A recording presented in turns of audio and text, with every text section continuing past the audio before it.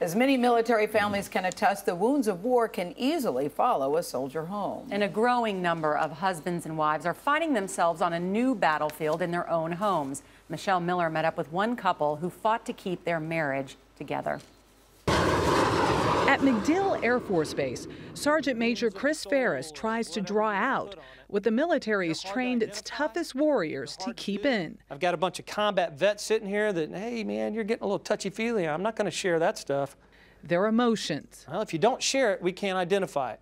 10 years of war, there's a lot of cynicism out there in the force, amongst you as well as your families. He started having nightmares. Lisa Ferris is Chris's wife. They told him the nightmares were normal.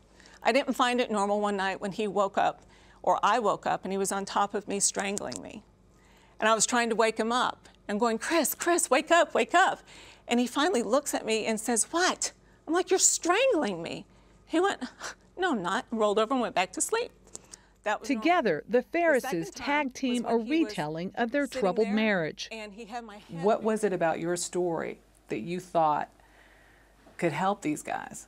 We went through so much bad as a couple that there's got to be something good that's coming out of that. And if we can cause people or affect change in their behaviors and their relationship patterns from the early stages so they don't have to go through this, I think it's a positive thing to do. So it's not just about Chris and Lisa? No. No. It's not about us at all. If you've been in this cycle of deploying and coming home and deploying and coming home, then you're probably in the same do loop that we were in that led to our problems.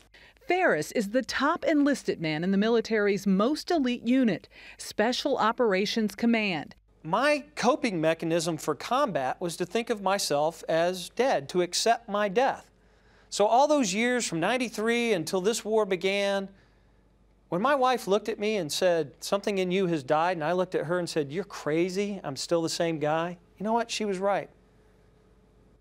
That mechanism to me absolutely built distance between me and my family. After a decade of war, separation, and trauma, it is a story shared by many military families. More than 30,000 military marriages ended in divorce last year, its highest level in 10 years. I love you, I love you, I love you, he kept saying. And every time he'd say that, it was like, I'd cringe. I didn't want to hear it. I didn't want him to say it. I didn't want to feel it. I didn't want any part of it. And he says, Lisa, I will do anything it takes to make it work. Together with counseling, they did make it work, healing what Ferris calls wounds of the soul. We're just a normal couple that has normal issues and normal arguments, and that's okay now. A work in progress.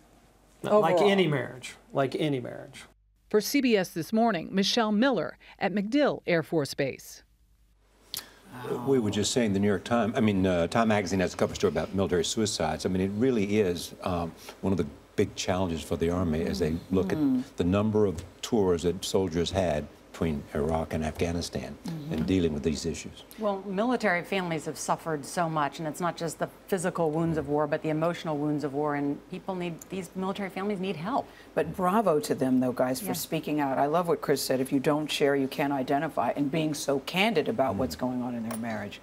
That's going to help a lot of people.